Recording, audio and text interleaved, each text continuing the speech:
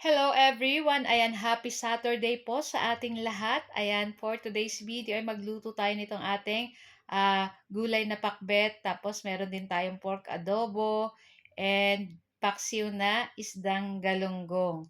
So tara na guys at samahan niyo po ako magluto and enjoy watching po. So ayan na nga. Ayan, magluluto muna tayo nitong ating pork adobo. Ayan, ilagay na po natin dyan yung ating pork dyan na hinugasan. Lagyan na po natin yan ng bawang. Ayan. Pagkalagay natin ng ating bawang, sunod na rin natin yung ating mga sibuyas. Ayan. Tapos maglagay na po tayo ng laurel, dahon ng laurel or bay leaves. Siyempre, maglalagay po tayo ng toyo at suka. Ayan.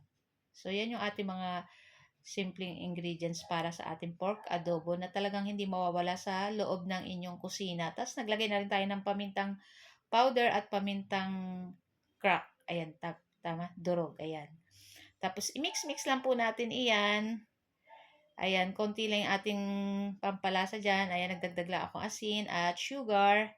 Tapos, lulutuin na po natin yan sa katamtamang lakas ng apoy. Ayan.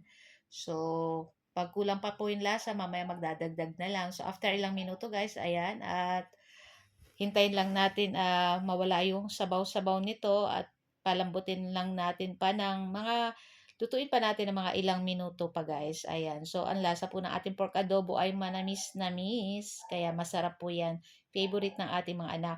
So, pagkaluto ng ating pork adobo, ayan, nagluluto na rin ako sa kabila ng paksiw na isda. Nagluto naman tayo ng pakbet na gulay. Ayan. So, yung ating pork na taba, binigyan lang kami kanina. Kaya, ayan. Yan yung ating ipang gigisa dito sa ating gulay na pakbet. Binawasan ko na lang guys ng mantika at sobrang dami galing dun sa taba ng baboy. Tapos dyan na rin ako magigisa ng bawang at sibuyas at halu-haluin na po natin yan. Isama na natin yung ating pork. Di ba lumiit yung ating pork? Ayan. Pero in-slice ko pa yan ng konti-konti. Paliit-liit. Ng maliliit pala. Tapos naglagay na rin tayo ng ating alamang. Ayan. So, hindi na po masyadong maalat yung ating alamang guys kasi hinugasan natin yan bago natin sangkot siya.